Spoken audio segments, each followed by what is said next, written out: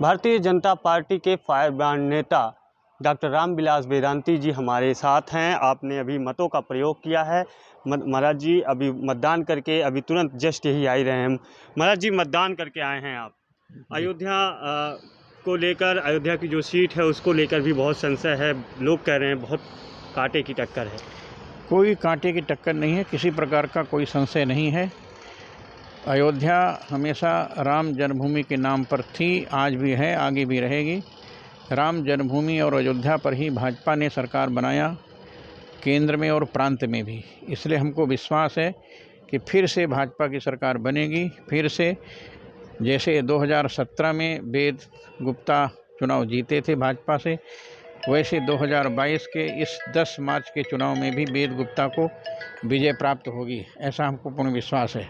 हमने जो मतदान केंद्र पर देखा और लोगों से जो वार्ता किया, उससे ऐसा लगता है कि पूरी अयोध्या राममय है, पूरी अयोध्या कमलमय है, पूरी अयोध्या मोदीमय है, पूरी अयोध्या योगीमय है।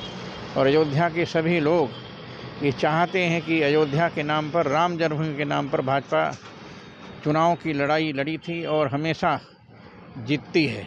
इस बार भी भाजपा की विजय होगी, ऐसा मुझको पूर्ण विश्वास है।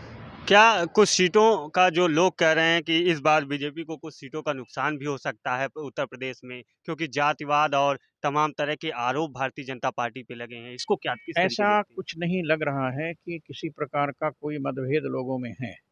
भाजपा ने हमेशा हिंदुत्व के नाम पर और भाजपा ने हमेशा राष्ट्रवाद के नाम पर चुनाव जीता है।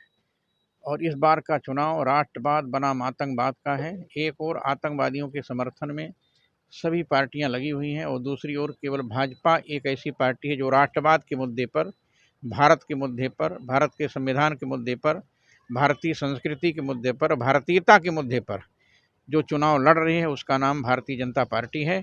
हमको पूर्ण विश्वास है कि हम सब लोग मोदी जी के नेतृत्व में अवश्य ही फिर से उत्तर प्रदेश में भाजपा की सरकार बनाएंगे। अखिलेश यादव रैली करके गए हैं यहाँ पर पहली बार अयोध्या विधानसभा को जिताने के लिए। आपको क्या लगता है कि अयोध्या विधानसभा में अखिलेश यादव की रैली का कितना फर्क पड़ेगा? मैं बताऊं, सब पार्टियां अपना अपना काम करती हैं।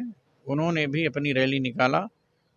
योगी जी की रैली में मैंने जो भीड़ देखा, वो अद्भुत भीड़ थी, अद्भुत नज़ारा था। हमारे अयोध्या के हर मठ मंदिर के साधु संत लोग सड़कों पर थे। और इसके बाद कारसेवकपुरम में फिर दूसरे दिन सवेरे जब योगी का उद्बोधन हुआ तो उसमें पूरे अयोध्या के सभी संत महंत लोग उपस्थित थे।